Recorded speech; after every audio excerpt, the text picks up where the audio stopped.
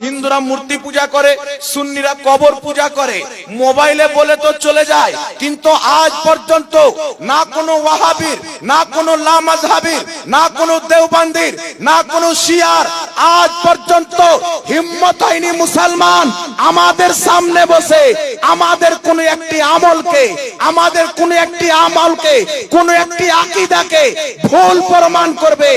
আজ পর্যন্ত কোনো মায়লাল এই মতন সন্তান না ওয়াহাবিকে দান করেছে, না শিয়াকে দান করেছে। আল্লাহর কসম খেয়ে বলি, বেরেলভিদের ওটাই আকীদা যেটা কারবালার ইমামে হুসাইনের আকীদা। সুন্নিদের ওটাই আকীদা যেটা বাগদাদের গাউসে আজমের আকীদা। সুন্নিদের ওটাই আকীদা যেটা বুখারার ইমামে বুখারীর আকীদা। সুন্নিদের ওটাই আকীদা যেটা কুফার ইমামে আজম আবু হানিফার আকীদা। সুন্নিদের ওটাই আকীদা যেটা মুহাম্মদ রাসূলুল্লাহর দাওয়া। সুবহানাল্লাহ সুবহানাল্লাহ। এই জন্য পৃথিবীর মুসলমান আমরা ইমামদের রেফারেন্স দিই, মুহাদ্দিসদের রেফারেন্স দিই, ফকিহদের রেফারেন্স দিই। আমরা ইমাম মানি। বর্তমানে কিছু লোক বেরিয়েছে বলছে আমরা আহলে হাদিস, কোরআন হাদিস ছাড়া কিছু মানি না। কোন ইমামের রেফারেন্স দে, তারা বলবে আমরা ইমাম মানি না। এ বেটা ইমাম মানে না কেন? এর মধ্যে একটি কারণ রয়েছে। এই কারণ প্রত্যেক বাচ্চাকে জানা একান্ত জরুরি। এই ইমাম কেন মানে না? কোরআন হাদিসই মানি, বাকি কিছু মানি না। ইমাম কেন মানে না? ইমাম এই জন্য মানে না, তারা জানে পূর্বের সমস্ত ইমামের ওটাই আকীদা ছিল যেটা বারেলির আহমদ রাজার আকীদা। সুবহানাল্লাহ সুবহানাল্লাহ সুবহানাল্লাহ। তো পূর্বের ইমামকে যদি মানতে হয় তো সুন্নি হতে হবে। পূর্বের ইমামের যদি কিতাবকে পড়তে যাই, সুন্নিদের আকীদা প্রমাণ হবে। এই জন্য পৃথিবীর মুসলমান একটি কথা মনে রাখবেন, আহলে সুন্নাত ওয়াল জামাতের না কোনো আকীদাকে, না কোনো আমলকে কই ভুল প্রমাণ করতে পেরেছে, কিয়ামত পর্যন্ত পারবে না। মুনাজারা পাকিস্তানে হয়েছে, মুনাজারা ভারতের মাটিতে হয়েছে, আজ পর্যন্ত সোশ্যাল মিডিয়ার মধ্যে মুনাজারা বিদ্যমান রয়েছে, কিতাব রূপে মুনাজারা বিদ্যমান রয়েছে। আল্লাহর কসম খেয়ে বলি, আজ পর্যন্ত আহলে সুন্নাত ওয়াল জামাত কোন জায়গাতে হারেনি, কোন জায়গাতে পরাজয় হয়নি। আল্লাহ পাকের মেহেরবানিতে, খাজা মঈনুদ্দিন চিশতির দুয়ার বরকতে, আলা হযরতের ফয়জ ও কারামে, মখদুমে সিমনার ফয়জ ও বরকতে আহলে সুন্নাত ওয়াল জামাত মুনাজারার ময়দানে যেখানে বসেছে আল্লাহ পাক সুন্নি জামাতকে জয়দান করেছে। সুবহানাল্লাহ সুবহানাল্লাহ। বেজক বেজক। কিন্তু তারা যখন দেখছে যে মুনাজারাতে বসে তো কাজ হবে না, মোবাইলের মাধ্যমে আলা হযরতের ইবারতকে নিয়ে কাটছাট করতে আরম্ভ করলো। আলা হযরত একটি ছন্দের মধ্যে লিখেছেন, কি লিখেছেন? আলা হযরত একটি ছন্দের মধ্যে লিখতেছেন, कसरते बोदे जिल्लत पे अक्सर दुरूद, इज्जते बोदे जिल्लत पे लाखों सलाम। आला हजरत लिखेছেন बोदे, আর ওয়াহাবি কাটছাট করে বানিয়ে দিল বাদে। মানে জিল্লাতের পরে যে ইজ্জত সাহাবাকে পাওয়া গেছে তার প্রতি লাখো সালাম। কিন্তু আলা হযরত বলছেন बोदे जिल्लत, ওই ইজ্জত নবী পাকের, ওই ইজ্জত সাহাবার যেটা জিল্লত থেকে অনেক দূর। সুবহানাল্লাহ। জিল্লত থেকে অনেক দূর, ওই ইজ্জতের প্রতি লাখো সালাম। কত রকমের না মিথ্যাচার করা হয়েছে সুন্নি জামাতকে বদনাম করার জন্য। কখনো খাজা মঈনুদ্দিন চিশতির উপরে আঙুল তুলেছে। রিসেন্টলি কিছুদিন পূর্বে মুর্শিদাবাদের মাটিতে একটা অবৈধ লোক বেরিয়েছে, জীবনে কোনোদিন মাদ্রাসায় যায়নি। এই লোকটা না মুফতি বলতে পারে, না নিজেকে মাওলানা বলতে পারে, নিজের নামের আগে সিস্টার লাগায়। এইরকম জাহিল মার্কেটে বেরিয়েছে। এ বের হওয়ার পর হযরতে সাইয়্যিদিনা খাজা মঈনুদ্দিন চিশতি রাদিয়াল্লাহু তাবারাক ওয়া তাআলার উপর আঙ্গুল তুলছে, আর একটা ভিডিও বানাচ্ছে কি যে বেরেলভিদের কালেমা হলো লা ইলাহা ইল্লাল্লাহ চিশতি রাসূলুল্লাহ। আচ্ছা বলেন, আজ পর্যন্ত সুন্নি মুসলমান এখানে অনেক লোক আছে, খাস করে উত্তর দিনাজপুর, দক্ষিণ দিনাজপুরের মাটিতে। আমরা যখন ছোট ছিলাম, আমি পড়াশোনা করেছি হুজুর সৈয়দি সরকার আশরাফুল আউলিয়া রহমাতুল্লাহ আলাইহির মাদ্রাসায়। উনার তৈরি করা মাদ্রাসা। এখানে আপনাদের আরাজি কাশিমপুর মাদ্রাসায় আমি সর্বপ্রথম ভর্তি হয়ে পড়াশোনা করেছি। আমি পড়েছি আশরাফুল আউলিয়ার মাদ্রাসায়, মুরিদ হয়েছি তাজুল শরিয়ার হাতে। সুবহানাল্লাহ। তো বর্তমানে কিছু ঝামেলা চলছে বাবা আমাদের মধ্যে। আলিম যখন জাহিল সেজে যায় না, বলে না যে মূর্খ যদি কোনো ব্যক্তি হয় ওকে যেটা বলবেন আলিম আল্লাহ সেটাই শুনবে, আর যদি শিক্ষিত ব্যক্তি মূর্খ সাজার ঢং করে তাহলে পুরো জাতিটাকে নষ্ট করে দেবে। তো এইরকম চলতেছে। কিছু লোকের মাইন্ডে আছে এটা আশরাফিদের পীর, এটা রেজভিদের পীর। আল্লাহর কসম খেয়ে বলি, আশরাফি হোক, রেজভি হোক, কালিমি হোক, চিশতি হোক, দুনিয়াতে যতই সুন্নি পীর আছে সুন্নিদের মাথার তাজ আছে। আজ থেকে শত শত বছর পূর্বে হযরতে সৈয়দি সরকার ইমাম ফখরুদ্দিন রাজি রহমাতুল্লাহ আলাইহি কুরআন পাকের প্রসিদ্ধ তাফসীরের কিতাব লিখেছেন আরবি ভাষায়। কিতাবটির নাম হচ্ছে তাফসীরে কবির। বাইরুত লেবানন থেকে কিতাবটি প্রকাশিত হয়েছে। সেই কিতাবের 11তম খণ্ড 198 নম্বর পৃষ্ঠার মধ্যে লিখতেছে, নিজের জামানার সমস্ত পীর ওলির সম্মান অন্তরে রেখে একজনের হাতে বিক্রি হতে হয়, মুরিদ হতে হয়। পূর্বে লিখে দিয়েছে। এই জন্য আপনাকে বলতে চাই, নাফরাতকে অন্তর থেকে বের করতে হবে, বুকসকে অন্তর থেকে বের করতে হবে। এই অন্তর সবার জন্য খুলতে হবে, সিলসিলা যেটাই হোক না কেন। এই পৃথিবীর মুসলমান, আমার বলার উদ্দেশ্য হচ্ছে আজ মুসলমানকে আমরা পুরো বাঙ্গাল ঘুরেছি, আসাম ঘুরেছি, ত্রিপুরা গিয়েছি, কুচবিহার গিয়েছি, বিহারের মাটিতে গিয়েছি। আজ সবচাইতে বেশি দরকার হচ্ছে ইসলামের খাতিরে সুন্নি জামাতের আলেম ওলামাদেরকে নিজের ইলমকে প্রকাশ করা। এই টাইমটা হচ্ছে ইলমকে প্রকাশ করা, এই সময়টা হচ্ছে নিজের ইলমকে ব্যবহার করা। যে যতটুকু জানেন মেহনত করে আরে সিলসিলা পরে সুন্নি জামাতকে আগে বাঁচাইতে হবে। মনে রাখতে হবে, যেই ব্যক্তি হক পথে থাকবে তার উপরে মুসিবত আসবে, তার উপরে আটক হবে, তাকে পরীক্ষা করা হবে। সুন্নি জামাতের মানুষকে বলতে চাই, এই পৃথিবীর মানুষ শিয়া কার দুশমন? সুন্নিদের দুশমন। ওয়াহাবি কার দুশমন? সুন্নিদের দুশমন। নজদি কার দুশমন? সুন্নিদের দুশমন। কাদিয়ানি কার দুশমন? সুন্নিদের দুশমন। নাম নেহাত মাওলাই কার দুশমন? সুন্নিদের দুশমন। দুনিয়াতে যত 72 ফিরকা আছে সবাই সুন্নিদের দুশমন, কারণ 72 ফিরকা জাহান্নামে যাবে, একদল সুন্নি জামাত জান্নাতে যাবে। আর আমার আল্লাহ কোরআন পাকে বলছেন, লা ইয়াস্তাবি আসহাবুন নারি ওয়া আসহাবুল জান্নাহ, জান্নাতি জাহান্নামী কোনদিন বরাবর হতে পারে না। এই জন্য যত ফিতনা আসুক না কেন, সোশ্যাল মিডিয়ার মাধ্যমে হোক, যে কিছুর মাধ্যমে হোক না কেন, যারা ইসলামকে ধ্বংস করার চেষ্টা করছে, ইহুদি আমেরিকা খ্রিস্টানদের ফান্ডিং নিয়ে নতুন নতুন গুমরাহি আকীদা মানুষের সামনে ভরে দিচ্ছে। আল্লাহর ব্যাপারে কুফরি আকীদা, রাসূলের ব্যাপারে কুফরি আকীদা, আউলিয়া কিরামের ব্যাপারে কুফরি আকীদা, সহিহ হাদিসের নামে জালিয়াতি করে মানুষের ঈমানকে ধ্বংস করতে চায়। প্রত্যেক আলিমের দায়িত্ব হচ্ছে এই সমাজে বেরিয়ে এসে মুসলমানদের ঈমানের হেফাজত করা, এটা আলিমদের দায়িত্ব। ঠিক না বেঠিক? একটু জোরে বলতে হবে, একটু জোরে বলতে হবে সুবহানাল্লাহ। তবে আপনাকে বলতে চাই, মুসলমান কিছু লোক আছে আমাদেরকে ফোন করে, হুজুর এইরকম বক্তব্য শুনলাম, তো এটা কি হবে? চিন্তার বিষয়। একজন লোক আমাকে ফোন করেছে কালকে আপনাদের দিনাজপুর থেকে, ফোন করে বলছে, হুজুর তসবিহ গণনা করা যায় না না যায়? আচ্ছা বলেন তো, তসবিহ গুনে ওর বাবাও কবরে চলে গেল, আর দাদাও কবরে চলে গেল, আর পোতা এসে এতদিনে জিজ্ঞাসা করছে তসবিহ গোনা যায় না না যায়? হাস্যকর নয় বাবা? কেন তুমি এই প্রশ্ন করছো? ও যে ইউটিউবের মধ্যে একজন মৌলবীকে দেখলাম, ও যে তসবিহ গণনা করা বিদআত, যে গণনা করবে জাহান্নামে যাবে। আমি বললাম ওটা মৌলবীর বাপের জাহান্নামে হবে, আল্লাহর জাহান্নামে যাবে না। ও দাজ্জাল হবে, দাজ্জালের জাহান্নাম হচ্ছে আসলে খোদার জান্নাত। কিয়ামতের পূর্বে দাজ্জাল আসবে, বলবে আমাকে খোদা মানো, আমি তোমাকে জান্নাত দেব।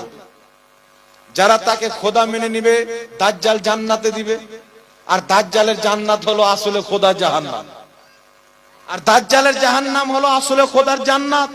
তো যখন কোন ওয়াহাবি মৌলবি আমেরিকা ইসরায়েলের ফান্ডিং খেয়ে ডলার পকেটে ভরে, জাকাত ফেতরা সৌদির পয়সা ভরে, আমেরিকার হারামের টাকা পকেটে ভরে বাড়িতে ব্যাংকে অ্যাকাউন্টে রেখে এসে যখন ফতোয়া দিবে, শাবে বারাতে রোজা রাখছো জাহান্নামে যাবে, মুহররম পালন করছো জাহান্নামে যাবে, রবিউল আউয়াল পালন করছো জাহান্নামে যাবে, তাসবিহ গুনছো জাহান্নামে যাবে, নামাজের নিয়ত করছো জাহান্নামে যাবে, চল্লিশা করছো জাহান্নামে যাবে, মনে করবেন এই ছোট দাজ্জাল।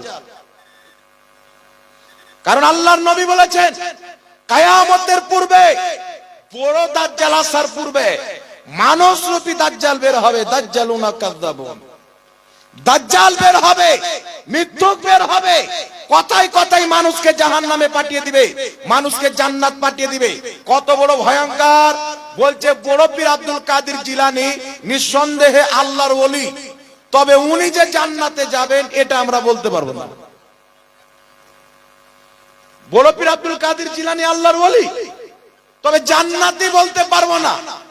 আর ওর বাপ পাকিস্তানের রাজাকার দিলওয়ার হোসেন সাইদি যখন মরেছে, তো বলছে দিলওয়ার হোসেন সাইদিকে স্বপ্নতে দেখলাম ও জান্নাতে কোরআন শোনাচ্ছে।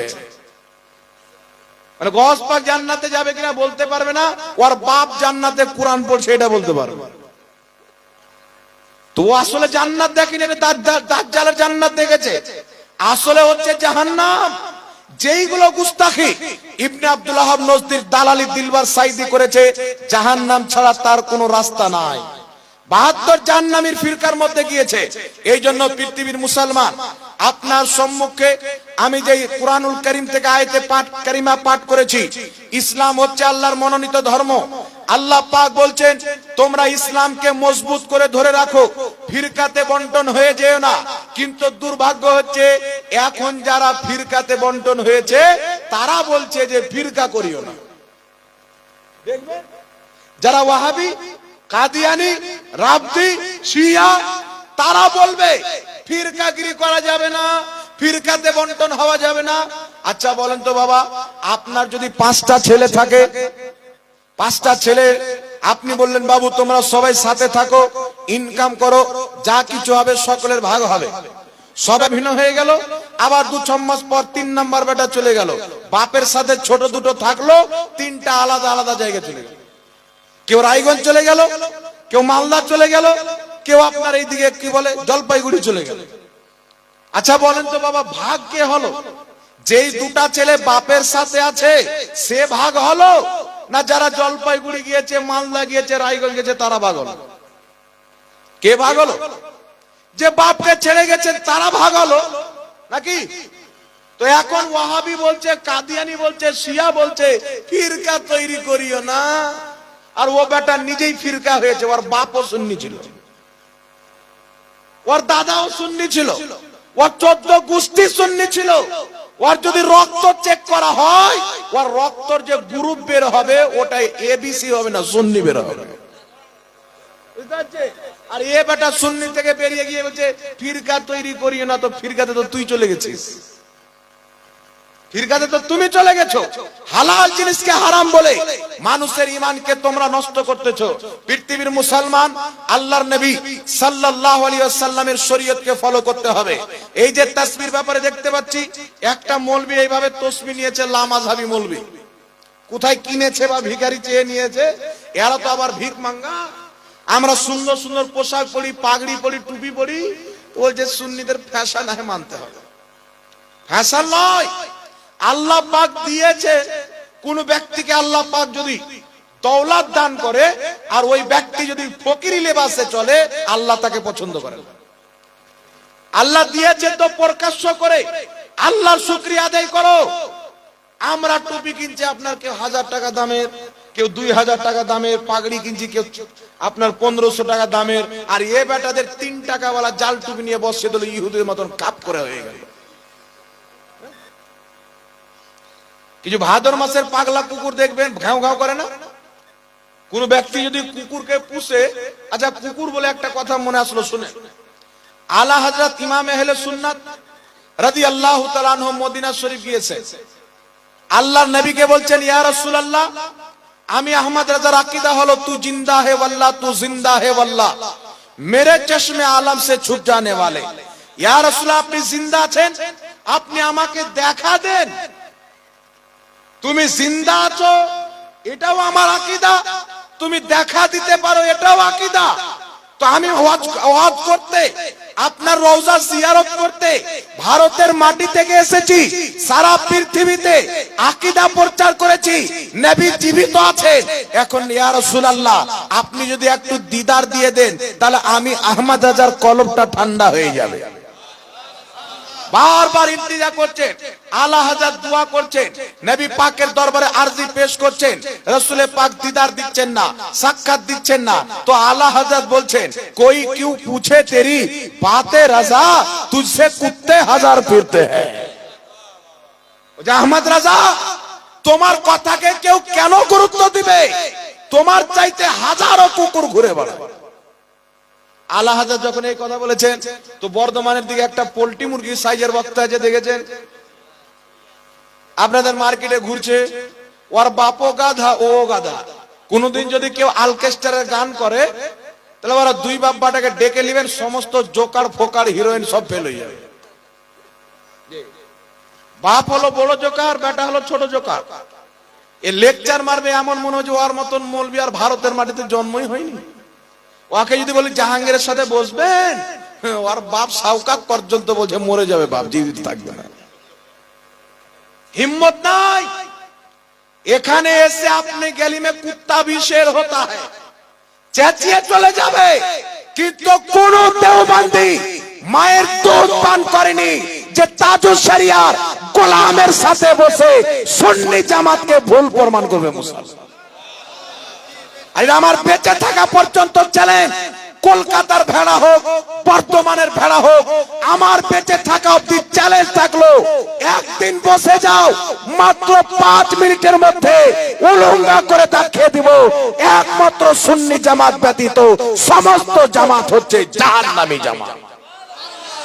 তবে আমরা জানি না খঞ্জর উঠেগা না তলওয়ার তুমসে, ये बाजू मेरे आजमाए हुए। এ বেটা বলছে কি যে আহমদ রাজা হচ্ছে 2 নসলের কুকুর, নাউজুবিল্লাহ বলে। আলা হযরতের ব্যাপারে বলছে আহমদ রাজা 2 নসলের কুকুর, কিন্তু নিজের বাপের ঘরের খবর জানে না। এ শয়তানদের গুরুর লেখা কিতাব আশিক ইলাহি মিঠি, দেওবন্দীদের বড় আলিম, নিজের কিতাব তাজকিরাতুল রশিদিয়ার মধ্যে লিখতেছেন, কি লিখতেছেন? খলিল আহমদ আমবেঠি নিজেকে খানকায়ে গাঙ্গো রশিদ আহমদ গাঙ্গোহী তবলিগি জামাতের প্রতিষ্ঠাতার পীর রশিদ আহমদ গাঙ্গোহীর খানকার ব্যাপারে লিখছে যে আমি খলিল আহমদ আমবেঠি খানকাহে রশিদিয়ার দরবারের কুকুর। আলা হযরত তো মদিনার কুকুরের কথা বলেছেন, এ বেটা তো ইংরেজদের দালালের কুকুরের কথা বলছে, মানে ভাদর মাসের পাগলা কুকুর। বুঝতে পারছেন? আনোয়ার শাহ কাশ্মীরি দেওবন্দীদের বড় মৌলবি, সে নিজেকে কুকুর লিখেছে। আর তালখিসে আশরাফুস সাওয়ানির মধ্যে আশরাফ আলী থানভী, এই দেওবন্দীদের ধর্মগুরু, তাদের মুজাদ্দিদ, তাদের হাকিমুল উম্মাত, সেই কিতাবের মধ্যে তালখিসে আশরাফুস সাওয়ানির মধ্যে কি লিখছে যে আমি আশরাফ আলী থানভী ফিরআউন নমরুদ চাইতেও খারাপ। জি, ফিরআউন চাইতেও খারাপ, নমরুদ চাইতেও খারাপ। ইমাম আহলে সুন্নাতের উপরে আঙ্গুল তোলার পূর্বে আপনার বাপ দাদার কিতাব পড়িও, তোমাদের ঘরের মধ্যে একটা না দুটা নয়, দাড়ি টুপিওয়ালা 8টা কুত্তা দেখাবো। দাড়ি টুপিওয়ালা 8টা কুকুর দেখাবো, যাদেরকে তোমরা ইমাম মানো। তবে আলা হযরত কেন কি বললেন? कोई क्यों पूछे तेरी बातें रजा, तुझसे कुत्ते हजार फिरते हैं। এই আহমদ রাজা, তোমার কথাকে কেউ কেন গুরুত্ব দেবে? তোমার চাইতে অনেক কুকুর মদিনার অলি গলিতে ঘুরে বেড়ায়। মনে রাখবেন মুসলমান, কুকুর বলে তার সিফাতকে মুরাদ নেওয়া হয়।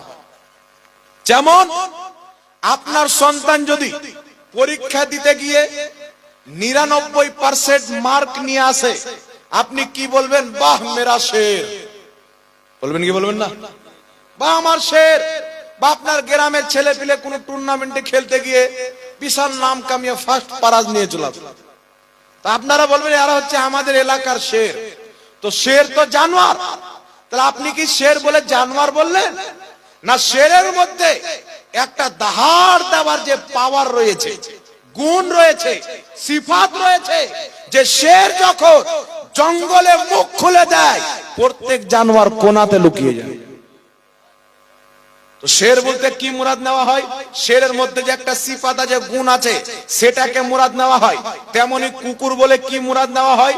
যদি কোনো ব্যক্তি কুকুরকে পুষে, তাহলে সেই কুকুর সেই মালিকের সাথে কোনোদিন গাদ্দারি করে না, মালিকের সাথে কোনোদিন গাদ্দারি করে না। ওই কুকুর সেই বাড়িওয়ালার বাড়িতে যদি চোর আসে আওয়াজ করে জানিয়ে দিবে, পর লোক আসে আওয়াজ করে জানিয়ে দিবে, সাপ যদি তার বাড়ির গেটে পরিবেশ করে কুকুর ঘাউ ঘাউ করে তাড়িয়ে দিবে, শিয়াল যদি পরিবেশ করে কুকুর তাড়িয়ে দিবে। এক কথা, তার বাড়িতে যত রকমের বিষাক্ত সাপ হোক, চোর হোক, ডাকু হোক, যদি কুকুরের মালিকের বাড়িতে ঢুকে কুকুর ঘাউ ঘাউ করে তাকে তাড়িয়ে দেয়। কারণ এই কুকুরকে সে লালন পালন করেছে, কুকুরকে পুষেছে, তাই কুকুর নিজের মালিকের সাথে वफादारी করছেন। তো আলা হযরত বলছেন, कोई क्यों पूछे तेरी बातें रजा, तुझसे कुत्ते हजार फिरते हैं। अहमद रजा তোমার চাইতে বড় বড় वफादार মদিনায় মুস্তাফার অলি গলিতে ঘোরাঘুরি করে। তো আলা হযরতের চাইতে বড় वफादार গৌসে আজম আছে না নাই? জোরে বলেন। আলা হযরতের চাইতে বড় বড় वफादार জুনায়েদে বাগদাদি আছে না নাই? ইমামে আজম আবু হানিফা আছে না নাই? তো আলা হযরত সিফাতকে নিয়েছেন যে ইয়া রাসূলুল্লাহ, আপনার ইজ্জতের উপরে যেইভাবে যে কোনো ভাষায় যে কোনো মাধ্যমে হামলা করা হবে, আপনার দরবারের খাদিম গোলাম আহমদ রাজা সেইভাবে তাকে জবাব দিবে। বলেন সুবহানাল্লাহ। তো এই জন্য আলা হযরত বলেছেন, কিন্তু মানুষের সামনে পেশ করতে কি যে আহমদ রাজা নিজেকে কুকুর বলেছে, কিন্তু ওর বাপ যে নাপাক কুত্তা বলেছেন এটা আর দেখছে না। বুঝতে পারছেন কত কি বলে রেখেছেন? এ বলছে মাজারের পড়া মুরগা খাওয়া সুয়ার খাবার চাইতেও খারাপ বলেছে না। কিন্তু ওর বাপ রশিদ আহমদ গাঙ্গুহি লিখছে মন্দিরের পাঠা খাওয়া যায়। ফাতাওয়া রশিদিয়ার মধ্যে লিখছে, কেউ কোনো হিন্দু ভাই যদি মন্দিরের প্রসাদ পাঠায়, পরাঠা পাঠায়, লুচি পাঠায়, এগুলো নেওয়া যাবে কিনা, বা আরো অন্য কিছু পাঠায়, অর্থাৎ ওই যে জয়মা কালী বলে পাঠা কাটে না, তার মাংস যদি পাঠায় তো নেওয়া ঠিক না বেটি? তো সমস্ত ওয়াহাবির গুরু রশিদ আহমদ গাঙ্গুহি ফাতাওয়া রশিদের মধ্যে লিখছে, জবাব দুরুস্ত হে, আকবরে সঠিক। তো তুই মন্দিরের পাঠাখানা তোকে কে মানা করলো? আমরা কি বাধা দিয়েছি? মন্দিরের পাঠা খাও। তোমাদের কিতাব তাজকিরাতুল খলিলের মধ্যে লেখা আছে মানুষের পায়খানার তাবাররুক করা যায়। জি, তবলিগি জামাতের প্রতিষ্ঠাতা ইলিয়াস কান্দেওয়ালির নানি 3 বছর পর্যন্ত বিছানায় পড়েছিল, বিছানায় পেশাব, বিছানায় পায়খানা কন্টিনিউ করলো। 3 বছর পর যখন মারা গেল তো ধোবি ডাকা হলো, নেকড়া টেকড়া সব তেনা মেনা বের করে ধুয়ে দি। তো ধোবি এসে যেমনই বের করছে তো বাদবুর জায়গাতে খুব সুন্দর একবারে খুশবু। তো তাজকিরাতুল খলিলের মধ্যে লেখা আছে, দেওবন্দি ওয়াহাবি লিখতেছে কি যে বাদবুর জায়গাতে একবারে খুশবু, এত সুন্দর সেন্ট বের হচ্ছিল যে এক অপরকে সুংহাতে লাগলো। কেউ শওকত জোলাকেও সুঙালো, কেউ রশিদ আহমদ গাঙ্গুহিকে শোনালো। ওই যে খুশবু তো দারুণ, একে তো ধোয়া যাবে না, একে প্যাকিং করে রেখে দাও, সকাল সন্ধ্যা দেওবন্দি শুনবে। তো ওদের কিতাবের মধ্যে লেখা আছে ওকে না ধুইতে দিয়ে তাবার শরীফ আনেন, তিনার হাতকেও চুমুন দেন, কদমকেও চুমুন দেন। দেন কি দেন না? কিন্তু ওয়াহাবি কি ধর্ম বানিয়েছে? ঝুঁকে গেল। দক্ষিণ দিনাজপুরে একটা এলাকাতে জালসা হচ্ছে, আমাদের একজন সুন্নি ঘরের ছেলে জালসা শুনতে গেছে, মানে শ্বশুর বাড়ি ওই এলাকা। তো দুমকাটা এলাকা, দুমকাটা মৌলবি ওয়াজ করছে, ওয়াজ করতে করতে মৌলবি বলছে ঝুকলি শিরিক, ঝুকলি শিরিক, ঝুকলি শিরিক। হাত চুম্বন দিতে ঝুঁকেন তবুও শিরক হবে, কদম বসি করতে ঝুঁকেন তবুও শিরক হবে, খালি ঝুকলি শিরিক, ঝুকলি শিরিক। তখন ওই যে আমাদের সুন্নি ছেলেটা বলছে রাগ করে তোর জালসাই শুনো না, বাক খালি শিরিক বাদ আর কিছু জানে না। এ রাগ করে বেরিয়ে এসে রোডের পাশে এসে একটি দোকানে চা খাচ্ছে, চা খেয়ে বসে আছে, বন্ধু বান্ধব গল্প করছে। ওই মৌলবি, যেই মৌলবি আপনার ফাতোয়া মেরেছে ঝুকলি শিরিক ঝুকলি শিরিক, ওই মৌলবি জালসা করে 20,000 টাকার নাজরান নিয়ে বেরিয়ে বাড়ি যাচ্ছে। আর ওই দোকানের পাশে একটা পঞ্চারের দোকান আছে, পঞ্চার সারাই, লিকটিক সারাই, সেখানে গিয়ে মৌলবির গাড়ি হয়ে গেছে পঞ্চার, তো ওখানে এসে সারাবে।